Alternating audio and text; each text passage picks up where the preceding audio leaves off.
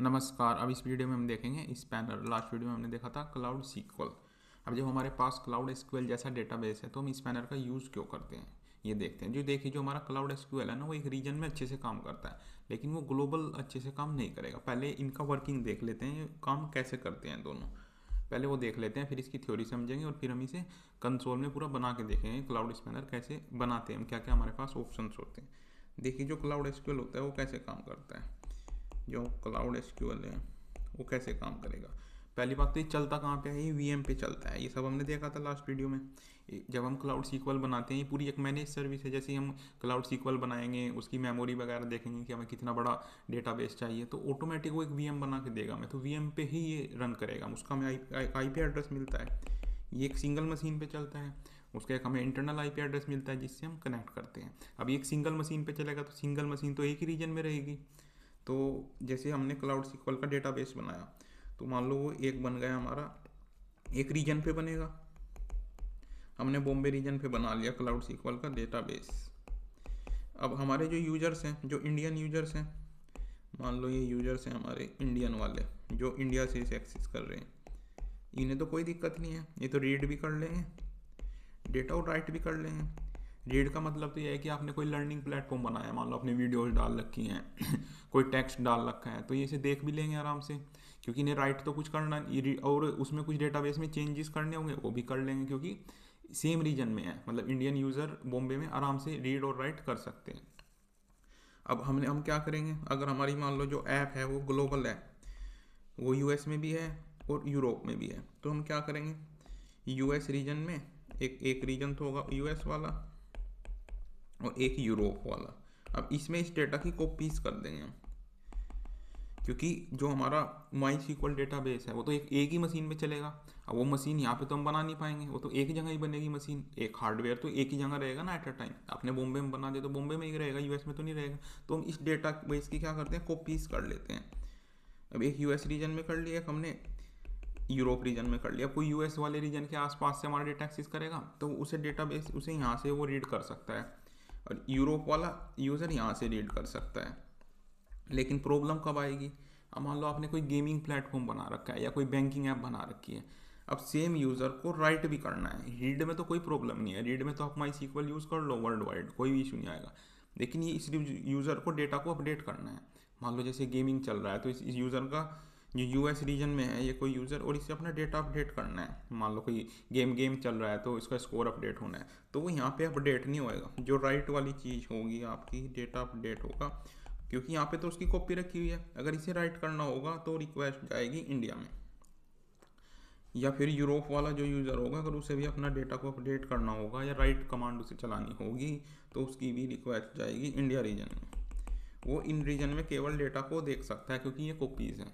फिर वो रिक्वेस्ट यहाँ जाके अपडेट होगा, क्योंकि हमारी मशीन यहाँ पे रखी हुई है वीएम ही तो डेटा में अपडेट करेगी। कोई ऑपरेटिंग सिस्टम तो चाहिएगा ना हमें, कोई सर्वर तो चाहिएगा जो डेटा को अपडेट करेगा। वो तो हमारा यहाँ पे रखा हुआ है बॉम्बे में, तो बॉम्बे में जाके वो चीज़ अपडेट होगी, फिर उसकी कॉपी यहाँ पे सिंक होगी, तो उसमें लगेगा टाइम। तो इसलिए जो हमारा जो माई सीक्वल का पूरा आर्किटेक्चर होता है, माई एसक्यूएल जो होता है, ये क्लाउड एसक्यूएल, ये काम ही नहीं करेगा ग्लोबल, क्योंकि इसमें टाइम लगेगा। आप रीड तो कर लोगे, रीड में तो कोई इशू नहीं है।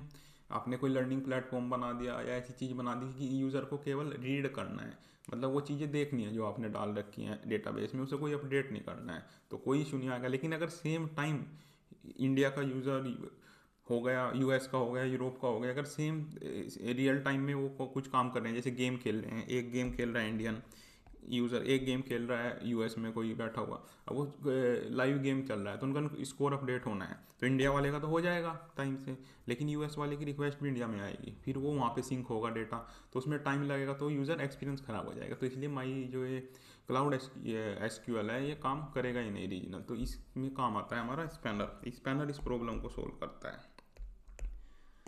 और इस वाले केस में हम नो एसक्यूएल डेटाबेस नहीं यूज़ कर सकते। वैसे हम नेक्स्ट वीडियो में पढ़ेंगे सारा नो एसक्यूएल के बारे में। फायर स्टोर नो एसक्यूएल का होगा जहाँ डेटा एक्यूरेसी इंपॉर्टेंट होगी, जैसे कोई ट्रांजेक्शन हो रहा है या कोई स्कोर अपडेट हो रहा है तो हम उसमें एसक्यूएल ही यूज़ करेंगे, क्योंकि इसमें डेटा एक्यूरेसी 100% रहती है।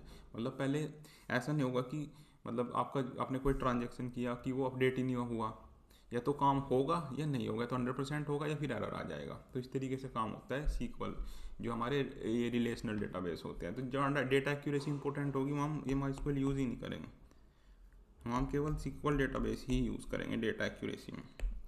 तो इस चीज़ का सॉल्यूशन है हमारे पास, तो इस चीज़ का सॉल्यूशन आया हमारे पास स्पैनर। अब स्पैनर क्या करेगा, स्पैनर को आप समझ सकते हैं, ये भी सेम तरीके से चीज़ें स्टोर करेगा। मतलब अब आपने एक स्पैनर बना दिया, पहली बात तो ये VM पे एक सिंगल VM पे रन नहीं करेगा, ये रन करेगा मल्टीपल सर्वर पे, मल्टीपल सर्वर। अब ये 100 भी हो सकते हैं, 1000 भी हो सकते हैं, लैक्स में भी हो सकते हैं। इतना बड़ा स्केल आप इसका कर सकते हो स्पैनर का। तो इसमें क्या होगा, मान लो आपने डेटाबेस बनाया कोई इंडियन रीजन पे, तो वो यूएस वाले रीजन पे भी होगा, उसकी एक कॉपी यूएस वाले रीजन पे होगी, एक कॉपी उसकी यूरोप वाले पे हो जाएगी। वो डिपेंड करेगा कि आपके यूज़र कहाँ कहाँ पे हैं, तो उसकी ऑटोमेटिक कॉपी बन जाएंगी। जब अब हम देखेंगे बना के कैसे होता है ये काम। तो जैसे ही कोई यूएस का यूज़र होगा स्पैनर वाले केस में, अब उसे कोई डेटा अपडेट करना है, तो डेटा अपडेट करने के लिए MySQL में तो क्या था कि हमारे पास मशीन जो थी वो एक ही रीजन में थी, इंडिया में ही थी, जो हमारी VM थी जो डेटा को अपडेट करती थी। लेकिन स्पैनर वाले केस में सर्वर सब जगह है, हर रीजन पे सर्वर है, यूएस में भी सर्वर है, यहाँ पे भी सर्वर है, यहाँ पे भी सर्वर है, और एक नहीं है, हज़ारों सर्वर है हर जगह। तो कितने भी यूज़र डेटा अपडेट करना चाहें वो रियल टाइम में होगा। तो इसके लिए गूगल यूज़ करता है ट्रू टाइम टेक्नोलॉजी यूज़ करता है गूगल क्लाउड, कुछ एटॉमिक क्लॉक और GPS रिसीवर्स यूज़ करता है रियल टाइम। मतलब हो सकता है कि मान लो एक इंडिया में है कोई यूज़र, कोई यूएस में है, वहाँ पे तो टाइम जोन अलग है, तो गूगल को पता होता है कि किस यूज़र ने पहले ट्रांजेक्शन किया है, तो वो उस हिसाब से अपडेट करता है, बहुत ही ज़्यादा एक्यूरेसी से सेव करता है, नैनो सेकेंड में देखता है वो। तो उसे पता होता है कौन सा रिक्वेस्ट पहले आई है रियल टाइम में। तो इस तरीके से गूगल क्लाउड एक ग्लोबल टाइम का यूज़ करता है इसके लिए स्पैनर में। अब एक यूरोप रीजन से किसी ने रिक्वेस्ट की, तो वो यहीं पे ही अपडेट हो जाएगी। जैसे ही सर्वर में अपडेट होगी, एक तो रियल टाइम में सारे जो डेटाबेस हैं सब जगह वो चीज़ सिंक हो जाएगी। तो इस तरीके से हमारा स्पैनर काम करता है। तो स्पैनर हमारा वर्ल्ड वाइड काम करेगा, इसके सर्वर हर जगह होते हैं। जो यूएस वाला यूज़र है, अगर वो यूएस में है, कोई डेटा अपडेट करना चाहता है, तो वहीं पे उसका अपडेट हो जाएगा। लेकिन MySQL में वो रिक्वेस्ट उसकी वहाँ पे जाएगी जहाँ पे हमने VM बना रखी है, मतलब जहाँ पे हमने MySQL डेटाबेस बना रखा है, वो रिक्वेस्ट वहीं पे आएगी, वहीं पे ही वो अपडेट होगी। स्पैनर में वो कहीं पे भी हो जाएगी। जहाँ पे हम जैसे मल्टी रीजन करेंगे उसके हर जगह सर्वर होंगे, और एक सर्वर नहीं होगा, हज़ारों सर्वर होंगे। वो डेटा पे और हमारी ऐप पे डिपेंड करता है। वो अब देखेंगे हम कैसे हम इसे क्रिएट करते हैं। तो एक आपको बेसिक आर्किटेक्चर समझ में आया स्पैनर का और MySQL का। अब जैसे हमने कुछ इसमें एग्जांपल्स ले रखे हैं, ये चीज़ तो आपकी समझ में आ गई कि वन रीजन का मतलब क्या होता है। इसमें वन रीजन का मतलब ये नहीं है कि क्लाउड SQL आप एक ही रीजन से एक्सेस कर सकते हो, एक्सेस तो आप वर्ल्ड वाइड कर सकते हो इसे, लेकिन राइट वाली जो कमांड होंगी वो केवल एक रीजन में ही अच्छे से चलेंगी। अगर दूसरे रीजन वाला कोई दूसरी कंट्री वाला कोई रिक्वेस्ट भेजेगा तो वो उसी कंट्री में रिक्वेस्ट आएगी जिसमें हमारा मेन सर्वर रखा हुआ है, वहाँ पर फिर वो अपडेट होगी, फिर वो सिंक होगी कॉपीज़ में। स्पैनर में हमारे हर जगह सर्वर होते हैं। जैसे ही जहाँ यूज़र यूएस वाला यूज़र अगर कोई राइट वाली रिक्वेस्ट करेगा तो वहीं पे ही हो जाएगा और फिर वो रियल टाइम में सिंक हो जाएगा। तो many database acting as a one, ऐसे इस तरीके से काम करते हैं। इसमें क्या होगा, वन मेन डेटाबेस होगा हमारा, बाकी सब कॉपीज़ होंगी, लेकिन कॉपीज़ में हम जो रीड तो हो जाएगा, राइट नहीं होगा। ये चीज़ आपकी समझ में आ गई होगी। अब एग्जाम्पल 1 देखते हैं इसमें। जैसे users in India, USA, Europe, तो all user are booking ticket. अब इस तरीके का केस स्टडी देखेंगे हम, इसमें आगे जाके प्रोजेक्ट भी बनाएंगे। जैसे हमें बुकिंग करनी है, मान लो कोई फ्लाइट है जो ग्लोबली ऑपरेट करती है, उसका टिकट बुक करना है हमें। अब वो मतलब उसकी कोई पर्टिकुलर सीट है, मान लो आपने चूज़ कर रखी है वो सीट, अब सीट तो एक ही है। अब हो सकता है उस सेम टाइम पे एक US का यूज़र और सेम टाइम पे उसे कोई यूरोप का यूज़र बुक करना चाह रहा हो, तो वो एक सीट एक ही बंदे को मिले। तो ये डेटा एक्यूरेसी वाला केस हो गया। तो डेटा एक्यूरेसी में हम SQL यूज़ करेंगे, लेकिन यहाँ MySQL फेल हो जाता है, क्योंकि MySQL में तो क्या होगा, आपने डेटाबेस एक ही कंट्री में रखा हुआ होगा। अब हो सकता है कि जो पहले ट्राई कर रहा हो बुकिंग करने की, उसकी रिक्वेस्ट को जाने में टाइम लगे, और जो बाद में बुकिंग करना चाह रहा हो उसे वो सीट मिल जाए। तो इस स्पैनर में क्या होगा, स्पैनर रियल टाइम में काम करेगा, मतलब वो उसी कंट्री में उसका आसपास वाला जो भी जहाँ पे भी स्पैनर का डेटाबेस रखा होगा वहाँ पे वो चीज़ अपडेट करेगा और रियल टाइम में सिंक हो जाएगी। तो ये फ़ायदा होता है स्पैनर का। स्पैनर को आप स्पैनर की जो स्पीड है वो NoSQL वाली होती है, लेकिन एक रिलेशनल डेटाबेस होता है। तो ग्लोबल केस में जो है हमारा जो क्या क्लाउड एसक्यूएल है ये फेल हो जाता है। तो केस 2 जैसे हम अब बोल सकते हैं क्लाउड सीक्वल जो हमारा लिव्स इन वन रीजन, क्योंकि एक वीएम पे रन करता है और वीएम हमारी एक रीजन में ही होती है, तो सिंगल वीएम पे रन करेगा, वीएम होती है हमारी एक रीजन पे, तो वहीं पे हमारा डेटा का अपडेट वगैरह होगा। लेकिन जो इसकी कॉपीज़ होती हैं, रेप्लिकास मतलब कॉपीज़, वो होती हैं बाकी रीजन पे, तो वो तो केवल रीड कर सकते हो आप, राइट तो उसमें कर नहीं सकते। अगर यूएस वाले रीजन में कोई है, उसे अपना डेटा अपडेट करना है और उसका मेन सर्वर इंडिया में है, हमारे क्लाउड सीक्वल हमने इंडिया में बनाया हुआ है, तो रिक्वेस्ट इंडिया में ही आएगी, फिर वहाँ पे अपडेट होगी, फिर वो कॉपीज़ में जाके अपडेट होगी, तो उसमें लगेगा टाइम। तो इसलिए जो रीजनल वाले काम है वो तो अच्छे से हैंडल कर लेता है सीक्वल, लेकिन ग्लोबल वाले काम ये अच्छे से नहीं हैंडल कर पाता, केवल रीड कर पाता है, राइट ऑपरेशन नहीं कर पाएगा ग्लोबल, तो ग्लोबल कंसिस्टेंसी नहीं रहेगी। तो you can scale cloud SQL but not globally write operation, तो राइट ऑपरेशन के लिए हम इसे ग्लोबली यूज़ नहीं कर सकते। तो किस तरह की कंपनीज इसे यूज़ करती हैं, क्योंकि काफ़ी एक्सपेंसिव होता है, कुछ ग्लोबल कंपनीज जिनके यूज़र बेस बहुत ज़्यादा होता है और वर्ल्ड वाइड ऑपरेट करते हैं, वो इसे यूज़ कर पाएंगे। जैसे ऊबर है, ऊबर में क्या होता है, 1 सेकंड में लाखों रिक्वेस्ट आ रही हैं, अब हर यूज़र को अलग कैब मिलनी चाहिए, तो डेटा एक्यूरेसी भी है और डेटा का वॉल्यूम भी बहुत ज़्यादा है और वर्ल्ड वाइड भी है, तो तीनों चीज़ें हमें एक साथ हैंडल करनी है, तो इसलिए ये यूज़ करते हैं स्पैनर। स्पैनर इस तरह की रिक्वेस्ट हैंडल कर सकता है। जैसे गूगल क्लाउड इसे जीमेल में यूज़ करता है, आपने अपना ईमेल पढ़ लिया, मोबाइल में रीड कर लिया, तो आपकी जितनी भी डिवाइसेज हैं सब में रियल टाइम में सिंक हो जाएगा।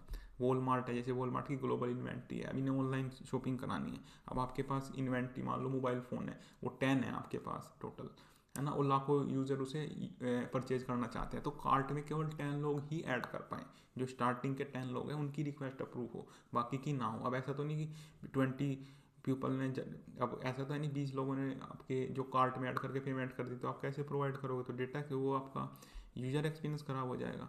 तो आपको डेटा एक्यूरेसी भी चाहिए, ग्लोबल स्केल पे भी चाहिए और लार्ज वॉल्यूम पे भी चाहिए, तो उस तरह का काम केवल स्पैनर ही कर सकता है।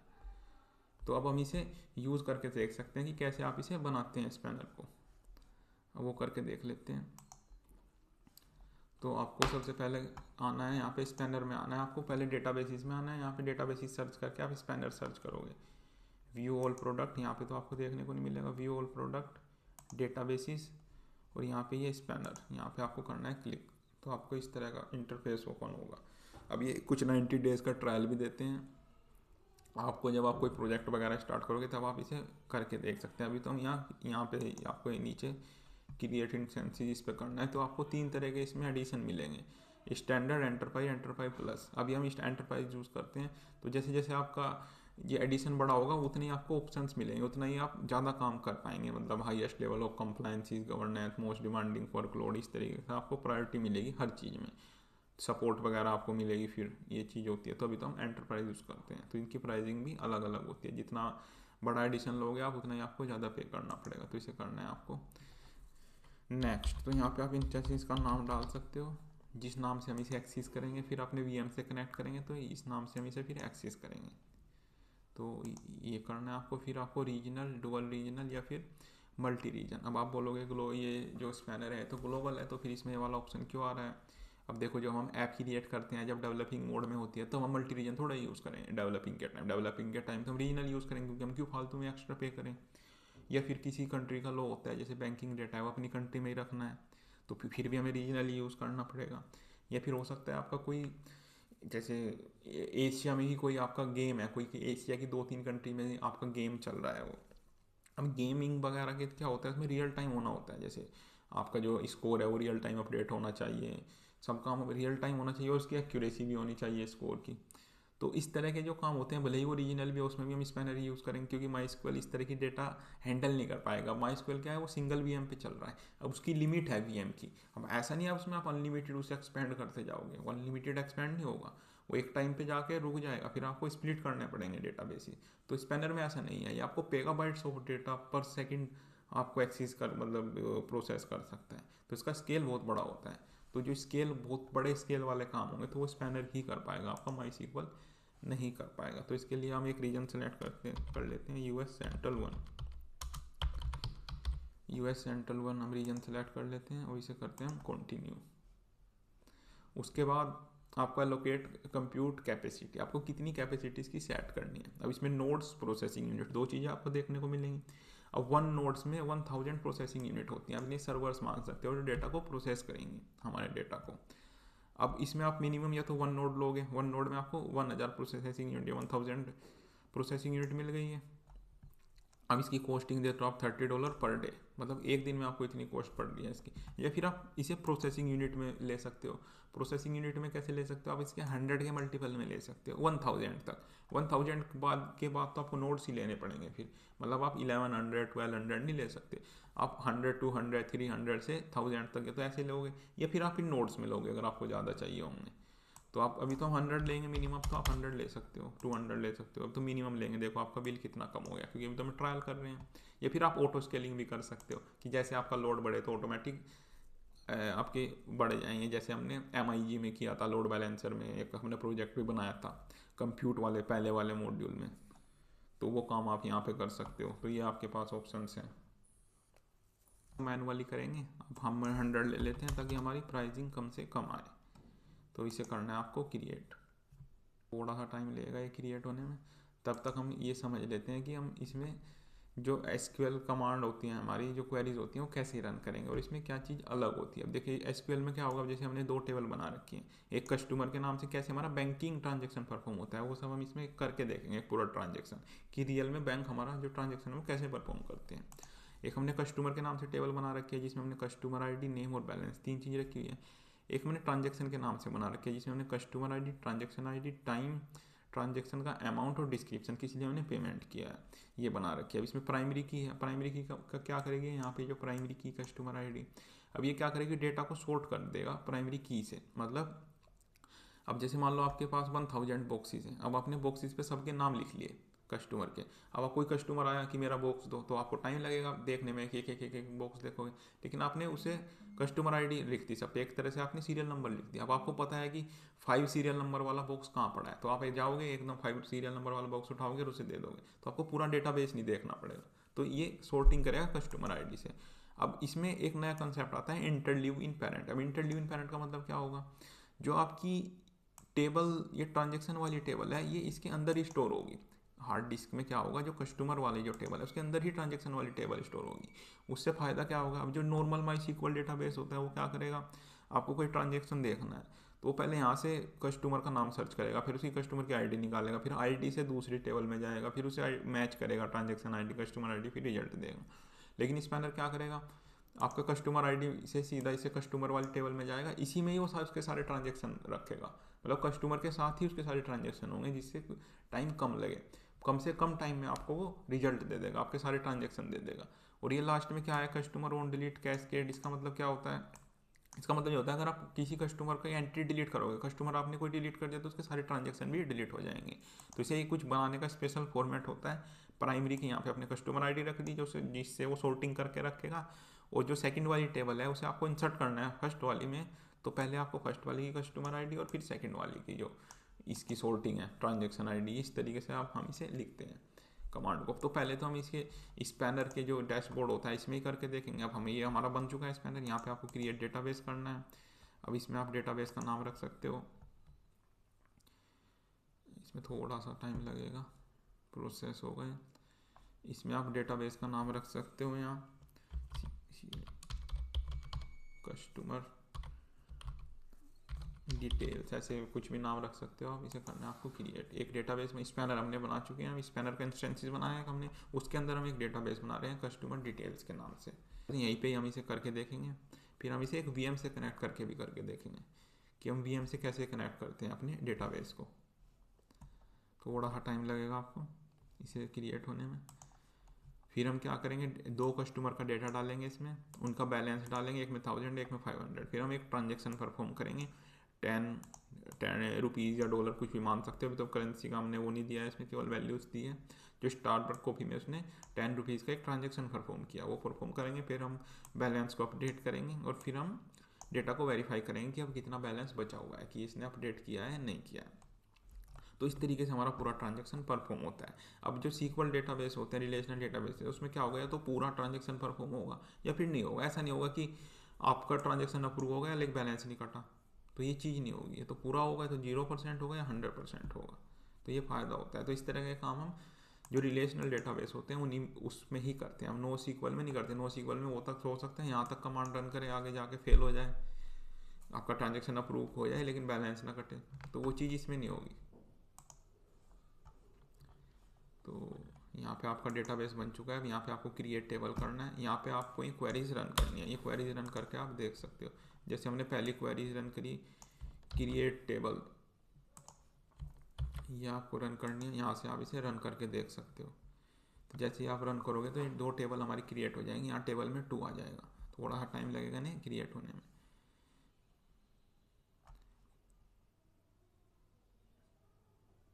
ये डेटा जो है हमारा स्कीमा अपडेट हो रहा है, देखो यहाँ पे हमारी 2 टेबल क्रिएट हो गई। अब आप एक और इसे एक्सटेंड करो, अब दूसरे वाली क्रिएट कर सकते हो। इंसर्ट डेटा, अब 2 कस्टमर का हमें डेटा डालना है, तो यहाँ से हम डेटा डाल सकते हैं। इसे रन कर देंगे, फिर हम ट्रांजेक्शन रिकॉर्ड तीसरे वाला करके देखते हैं। ये हमने ट्रांजेक्शन करा लिया, सेकंड वाले भी हमारी रन हो चुकी है, ये ट्रांजेक्शन परफॉर्म हो चुका है हमारा। अब हम बैलेंस अपडेट कर देते हैं तीसरे वाली, ये हमने बैलेंस अपडेट कर दिया। ये आपको डिस्क्रिप्शन में मिल जाएगा सारा, आप खुद से करके देख सकते हैं। ये हमारा बैलेंस अपडेट हो गया। अब हम देखते हैं कि हमारा पूरा ट्रांजेक्शन परफॉर्म हुआ है नहीं हुआ। वहाँ पे सिंगल लाइन में होता है, रियल वर्ल्ड में सिंगल लाइन में होगा सारा पूरा कोड, या तो पूरी कमांड रन होगी या कुछ नहीं होगा। तो ये आप देख सकते हैं कि हमारा 990 बैलेंस बचा हुआ है यूज़र का, कि हमने 1000 रुपीज़ डाले थे, उसमें अब 990 बचा है, उसने -10 रुपीज़ का परफॉर्म किया है, स्टारबक कॉफ़ी पे ट्रांजेक्शन किया। तो इस तरीके से हम डेटा अपडेट करते हैं। अब हम क्या करेंगे, इसे पूरे काम को वीएम से करके देखेंगे, क्योंकि एक्चुअल में तो हमारे वीएम से ही कनेक्ट या ऐप से कनेक्ट होगा डेटाबेस। अब ऐप हमारी हो सकता है क्लाउड रन पे रखी हो, ऐप इंजन पे रखी हो, या वीएम पे रखी हो, डिपेंड करता है हमारी किस तरह की ऐप होगी। तो उससे हम कैसे कनेक्शन करेंगे, पहले हम वीएम क्रिएट करेंगे। ये आपने देख लिया इसके अंदर कि हम काम कैसे करते हैं, ये कंसेप्ट भी समझ लिया आपने, इंटरलीव का क्या कंसेप्ट होता है, इससे स्पीड बढ़ जाती है। बाकी हम जब आगे प्रोजेक्ट करेंगे उसमें भी सब रिपीट आएगा, तो आप सब सीख जाओगे धीरे धीरे धीरे धीरे सब। जब आप बार बार प्रैक्टिस करोगे चीज़ें आएंगी तो सब आ जाता है। अब तब कंसेप्ट समझो कि स्पैनर यूज़ कहाँ पे होता है। वैसा नहीं है कि हर तरीके की ऐप में आप स्पैनर यूज़ करोगे, कुछ तरह ग्लोबल लेवल के काम होंगे जिसका स्केल भी आई होगा, ग्लोबल लेवल के काम होंगे और जिसमें एक्यूरेसी भी चाहिए होगी, हमें सब चीज़ चाहिए होंगी, तब हम स्पैनर यूज़ करेंगे। अब हम अपने स्पैनर को कनेक्ट करते हैं वीएम से, जैसे हमने लास्ट वीडियो में क्लाउड सीक्वल के साथ किया था। तो हम ये जो हमने डेटाबेस वगैरह जो बनाया है, ये तो हमने नॉर्मल कमांड दी है इसमें, हमने इसके इंटरफेस में जाके यहाँ पे कमांड देके किया है, क्वेरी रन की है। अब हम इसे वीएम से कनेक्ट करते हैं, तो उसके लिए हमें एक वीएम क्रिएट करना पड़ेगा। तो यहाँ से हम एक वीएम क्रिएट करते हैं, तो वीएम का नाम रख सकते हैं आप VM1। VM1 आपने नाम रख लिया, रीजन आपको यही सिलेक्ट करना है। फिर आपको नेटवर्किंग में आना है, नेटवर्किंग में आके आपको नेटवर्क अपने वाला सिलेक्ट करना है, क्योंकि हम जो प्रोडक्शन में कर रहे हैं उसी की ही आदत डालेंगे। हम वैसी ही तरीके से ही वीएम बनाएंगे जैसे प्रोडक्शन में होती है। तो एक्सटर्नल आईपी एड्रेस हमें चाहिए नहीं इसका, तो इस पर हम नन सेलेक्ट करेंगे।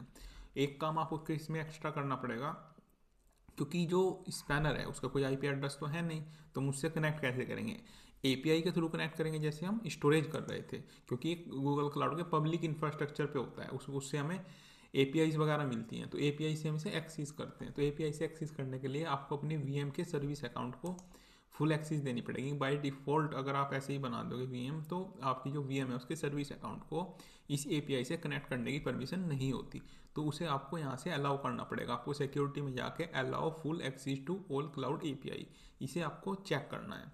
बाय डिफ़ॉल्ट ये अलाउड डिफ़ॉल्ट एक्सेस होता है, तो उसमें आपको परमिशन नहीं होती, तो एरर आएगा। तो आपको allow full access to all cloud API ये सिलेक्ट करना है। उसके बाद आपको करना है क्रिएट, तो ये आपकी एक प्राइवेट वीएम बन जाएगी। अब प्राइवेट वीएम तो इंटरनेट एक्सेस नहीं कर सकती, तो एपीआई एक्सेस कैसे करेगी। तो हमने पहले से ही लास्ट वीडियो में अपना नेट गेटवे से हमने नेट गेटवे, यहाँ पे क्लाउड नेट होता है, एक सर्विस होती है हमारी जो हमारी प्राइवेट जो वीएम होती है उन्हें इंटरनेट प्रोवाइड करती है।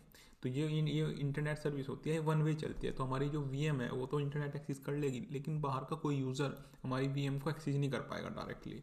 तो उसके लिए हम यहाँ पे नेट गेटवे बनाते हैं। तो ये हमने यूएस रीजन में से इस वाले नेटवर्क पे ऑलरेडी बना रखा है, तो इसकी ज़रूरत हमें नहीं है, ये हमने लास्ट वीडियो में किया था।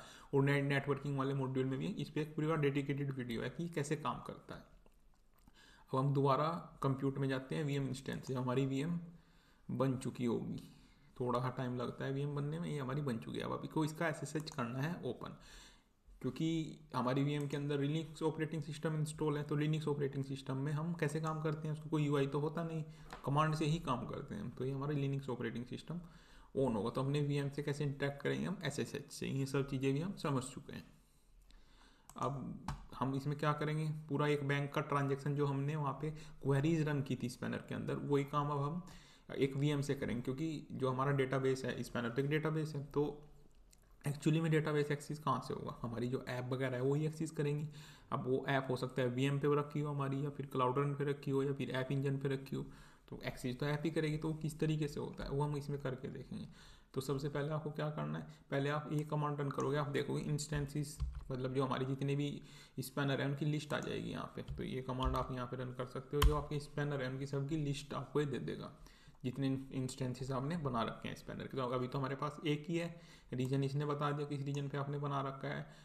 नोड हमारे इसमें है नहीं, क्योंकि हमने केवल प्रोसेसिंग यूनिट इसमें बनाई थी। ये चीज़ भी हमने समझ ली कि नो प्रोसेसिंग यूनिट और नोड क्या होता है। एक नोड के अंदर 1000 प्रोसेसिंग यूनिट होती है। तो अगर हमें एक सिंगल नोड बनाएंगे तो 1000 प्रोसेसिंग यूनिट बन जाएंगे। लेकिन हमने एक छोटा प्रोजेक्ट बनाया है, हम तो ट्रायल कर रहे हैं, उसकी कॉस्टिंग बहुत ज़्यादा हो जाएगी, तो हमने 100 प्रोसेसिंग यूनिट ली है। अब हम इसमें एक डेटाबेस बनाते हैं। उसके लिए आपको ये सेम कमांड रन करनी है, और इनमें लाइन स्पेस नहीं होना चाहिए, नहीं तो एरर आ जाएगा। कहने का मतलब ये है कि जैसे ये पूरी कमांड है ना, इसमें आपको एंटर नहीं करना है। जैसे इसे अगर आपने ऐसे एंटर कर दिया ना इसमें, तो एरर आ जाएगा फिर इसमें। तो आपको ऐसे बस स्पेस देना है। ये सिंगल लाइन कमांड होती है। अगर आपने इसमें एंटर करके लाइन चेंज कर दी तो वो समझेगा दूसरी कमांड है, तो ये फिर आपका एरर आ जाएगा इसमें। तो ये आपका डेटाबेस बन चुका है। अब दूसरी कमांड रन करेंगे, हम स्कीमा बनाएंगे पूरा। जैसे जो हमारे रिलेशनल डेटाबेस होते हैं उसमें स्कीमा होता है, फिक्स होता है। अब हम इसमें बताएंगे किस तरह का डेटा रखना है। कस्टमर का डेटा रखना है, एक टेबल बनानी है। दूसरा क्या करना है, एक ट्रांजेक्शन टेबल बनानी है। फिर उसमें इंटरलीव करना है, मतलब जो हमारी कस्टमर टेबल है वो ट्रांजेक्शन से रिलेटेड है। अब ये क्या करेगा, ट्रांजेक्शन वाली टेबल को कस्टमर वाली टेबल के अंदर ही स्टोर करेगा, और उसे सोर्टिंग करके रखेगा कस्टमर आईडी से। अब जैसे ही हम कस्टमर आईडी डालेंगे उसके सारे ट्रांजेक्शन आ जाएंगे। ऐसा नहीं है कि हमारा डेटा अलग अलग जगह स्टोर होगा, वो एक ही जगह स्टोर होगा। उससे एक्सिस इसकी स्पीड बढ़ जाएगी एक्सेस करने की। तो इसीलिए हमें जो हमारा स्पैनर होता है वो काफ़ी फास्ट होता है। तो वो पूरा डेटाबेस स्कैन नहीं करेगा, वो कस्टमर आईडी देखेगा, उसे पता है इस नाम की कस्टमर आईडी कहाँ पे रखी हुई है, वहीं पे उसके सारे ट्रांजेक्शन होंगे, तो आपके सारे ट्रांजेक्शन आ जाएंगे। और जैसे ही आप किसी कस्टमर को डिलीट करोगे तो उसके सारे ट्रांजेक्शन डिलीट हो जाएंगे। ये हमने कमांड दी हुई है यहाँ पे। तो हमारा जो स्कीम आया वो अपडेट हो चुका है। अब हम क्या करेंगे, पहले वाला ट्रांजेक्शन करते हैं। अब एक कस्टमर को ऐड करेंगे विद $1000, उसके अकाउंट में डालेंगे हम $1000। कस्टमर ऐड करा, $1000 उसके अकाउंट में डाले। फिर हम दूसरा कस्टमर ऐड करते हैं, उसके अकाउंट में डालते हैं 500। ये काम करते हैं, ये किया हमने।